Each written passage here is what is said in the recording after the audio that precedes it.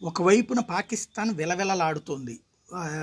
మూలిగే నక్క మీద తాటిపండు పడ్డ చందంగా. మొన్ననే ఇరాన్ దాని మీదన దాడికి పాల్పడటం, ఆ తర్వాత పాకిస్తాన్ కూడా మేము కూడా దాడి చేశామని అనిపించుకున్నది తప్పించి అక్కడ ఆ దాడి ఏమైందన్నది ఎవరికీ తెలియదు.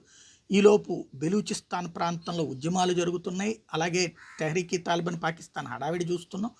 మరొక వైపున ఆ, పాక్ ఆక్యుపైడ్ కాశ్మీర్లో పెద్ద ఎత్తున ఉద్యమాలు జరుగుతున్నాయి పాకిస్తాన్ ప్రభుత్వానికి వ్యతిరేకంగా. ఇవన్నీ ఒక ఎత్తు అయితే తెహ్రీకి తాలిబాన్ పాకిస్తాన్, తెహ్రీకి తాలిబాన్ జిహాద్, పాకిస్తాన్ జిహాద్ లాంటి వాళ్ళు విధ్వంసాలకు పాల్పడుతూ ఉంటే లేటెస్ట్గా ఇరాన్ కి సంబంధించినటువంటి ఇరాన్ పౌరుడైనటువంటి వాడు ఒకడు సిస్టాన్ ప్రాంతంలో, పాకిస్తాన్ సిస్టాన్ ప్రాంతంలో కాల్పులు జరిపాడు. 9 మంది పాకిస్తానీలు మరణించారు.